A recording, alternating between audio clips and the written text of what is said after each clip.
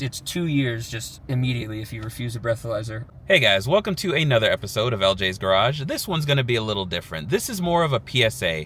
And after doing some research and talking to a good friend of mine, it turns out in certain states, if you refuse to take a breathalyzer, even let's say you pass the field sobriety test, you are still subject to having an interlock device in your car. So today, I've got my buddy here and we're going to talk about it and show you what it's like. Those of you that are driving on the road know your rights and know the things that you're subject to. It'll just be a little Q&A, very informal, and just sharing some of this. And don't worry, he's not an alcoholic. If you're dealing with someone that is, be respectful, understand all those things. But in this situation, it wasn't one of those. It was just strictly refusing to take the breathalyzer, which is normal in most states. You can say no, and then you do the blood test. But if you're not familiar with all this, we'll cover a little bit of that and talk about it. But of course, drinking and driving is a serious thing. So, we're not at all saying take this lightly. But if you do decide to do these things, there are a lot of consequences, and this is just one of them. So yeah, we're going to talk about that today.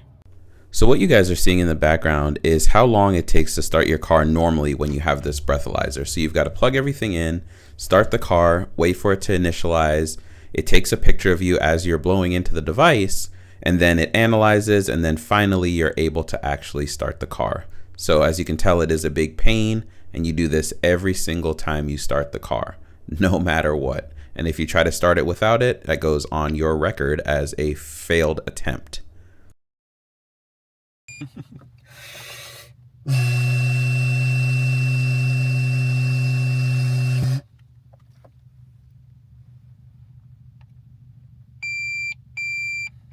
It's like that better fucking say pass. So this wonderful device is for, ideally, people who have driven drunk and need to be prevented from driving drunk. You can also get this, at least in the state of Colorado, for refusing a breathalyzer or a blood test, because in states where marijuana is legal, they will take you to a hospital and perform a blood test. I did not know that. Did you know that? I did not. Nobody fucking knows that until they refuse a breathalyzer, which they say is well within your rights, and you have no repercussion for this. No takebacks at all. No takebacks at all. Oh, man. And you know what the wildest thing was? Is like when I refused the breathalyzer, that's not when I learned about this, like in the moment. I had to learn about it like a week, 2 weeks later in the mail from the DMV, and people call this number, and it's like, you have to get this, Unless you're gonna blow like a 0.2, blow on this in the breathalyzer. Take the breathalyzer, Like if you're gonna blow a 0.2, then just refuse it. Because you'll get this for 2 years. If you blow a 0.2, like you're blackout, you will probably have this for 5 years, But yeah, it's 2 years just immediately if you refuse a breathalyzer or a blood test. And in your situation, you said it was a snowstorm. Yeah. I fishtailed and I slid off a little bit and I stopped because I was like, whoa, that was crazy. And a cop happened to be there and was like, okay, you're drunk. And I was like, it's icy, And he was like, no, you're drunk. Did you end up doing the field sobriety? I did the field sobriety because I wanted to prove to him that I wasn't drunk. And then afterwards, he was like, okay, why don't you take a breathalyzer? And I was tired of it. I was like, no, because I thought it was well within my rights to refuse a breathalyzer, which it is, but you are guaranteed one of these. Man. So I guess in some cases, some people, so if you knew you were drunk, could you use that to avoid a DUI? Because no, you'd still have to go back to do the blood test. Exactly. So you wouldn't really, it's not an escape, but for people who they know they're not guilty, it's kind of, it's a lose-lose no matter what. If you don't blow. Absolutely. That's madness. And I think that's just what you got to know. So when that happened with this refusal, they did take my license away for like a month. I had to get it reinstated. I had to get a restricted license, which means you need to drive a car with one of these. Like if I drive a car without this and get pulled over, it's a big deal to the DMV. It's like if you don't have your CDL, but you're driving a truck. Yeah. They're gonna get you hard for that. Jeez. So when I got this in, I needed my license back. I had to take the written test to get a learner's permit. I had to go to a driving school to take the road test, and then I got my full unrestricted license.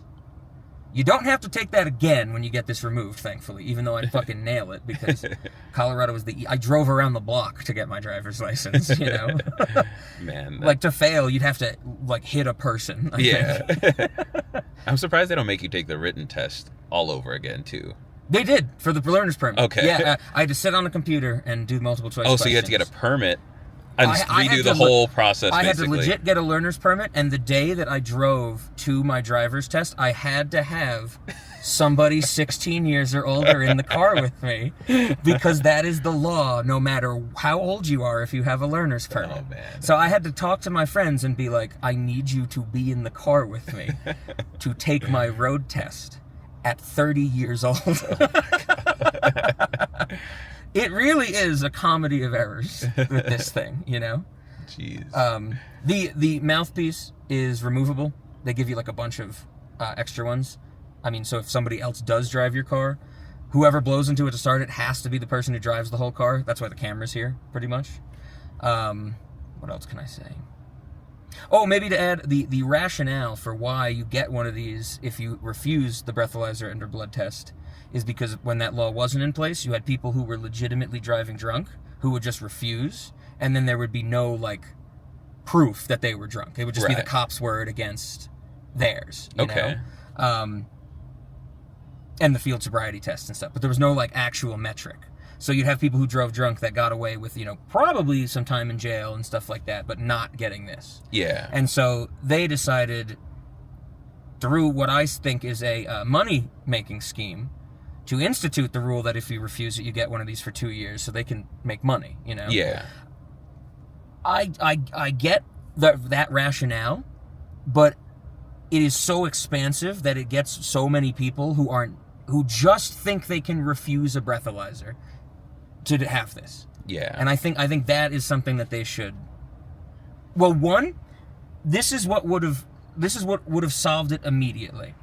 If the officer said to me, "Do you consent to the breathalyzer or blood test? If you do not, you will face like restrictions on your driving." Like any indication. But the cop was like, "Take the breathalyzer," said no, and he was like, "Okay." No information, you know? Guess what? It's in like the Colorado driving handbook that you got to study for the written test.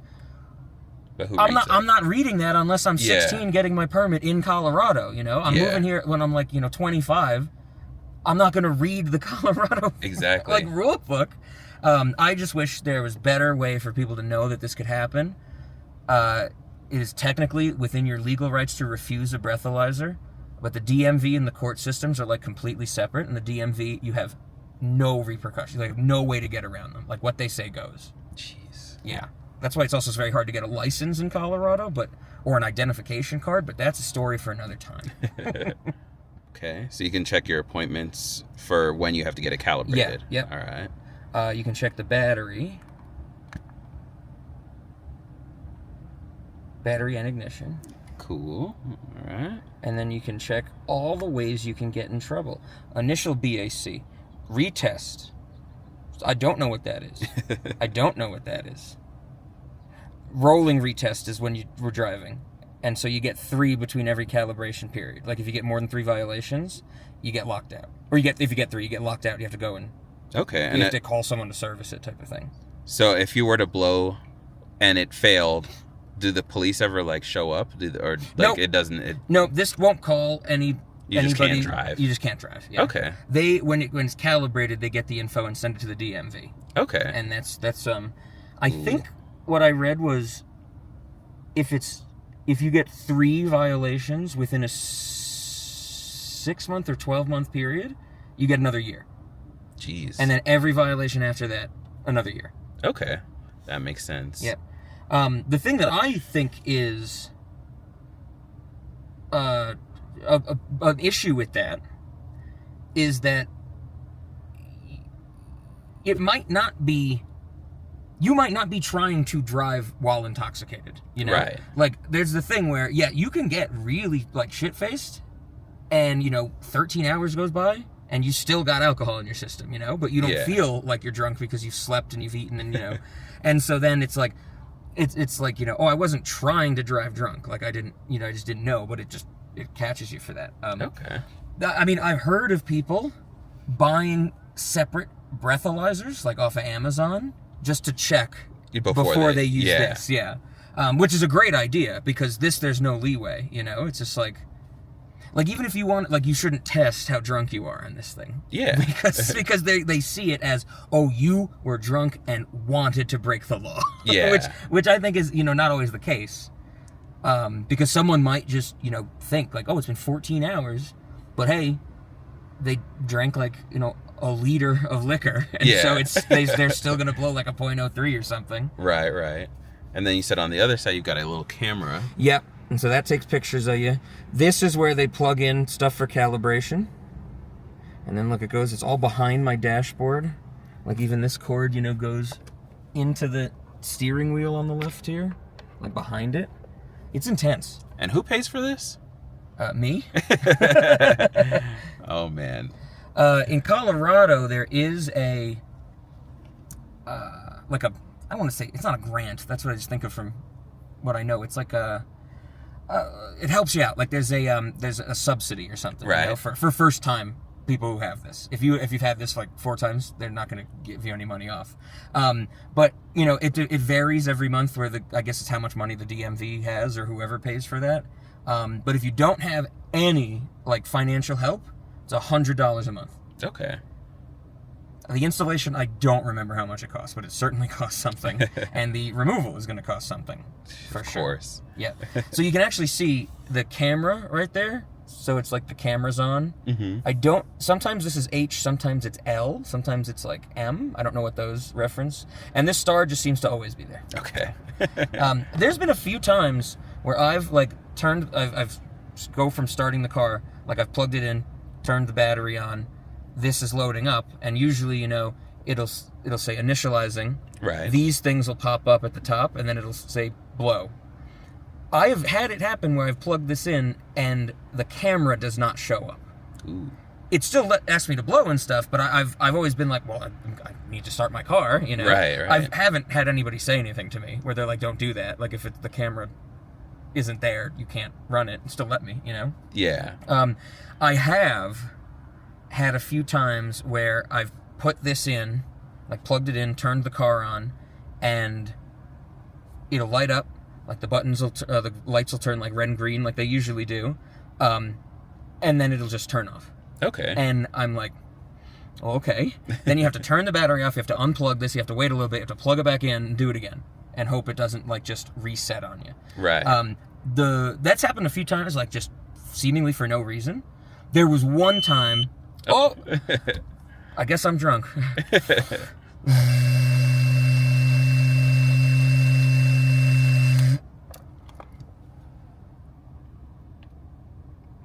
Nice, you passed. Good job. So the car, I don't think the car shuts off that would be so dangerous, Right. It just counts as a violation. And that's probably a worse violation. Right. Because if you successfully started the car, but then, 15 minutes go by and you have failed, that means you were drinking literally while you were driving. Right. And what are the intervals you had said?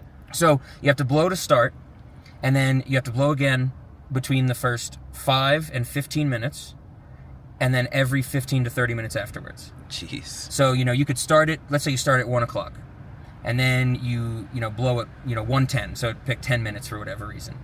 Then you could blow anywhere between 1:25 and 1:40. And it just keeps going. It never stops. The interval never changes. It never, spaces it out type of thing.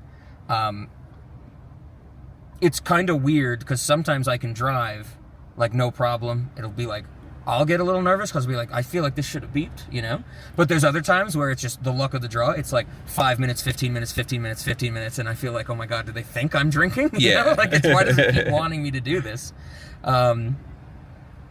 Yeah, I was, before it beeped, which is, of course, changes everything you have to do in your car.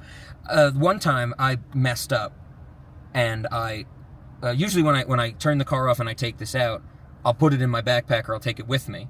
One time I messed up, and I, by habit, because when I drive to a grocery store or something, I'll put it in the center console, and I did that when I was done one day, so I accidentally put it in here instead of my backpack. Yeah. And the next morning I realized this. And what sucked is that it was winter, so this thing was freezing all night long. And I was like, oh my God, this is broken, That was one of the cases where I had to, literally warm it up, because just going from cold, I would plug it in, turn the battery on, nothing. Yeah. And that scared the shit out of me because I was like, I broke it, you know? They're going to be like, okay, well, 5 more years. But I just had to warm it up, and then it worked, which I was very thankful for. Okay. Yeah, it does come with this nice little holster. There's a little thing at the back. I should say, these are screws to keep it together. This is the vent for the back of this.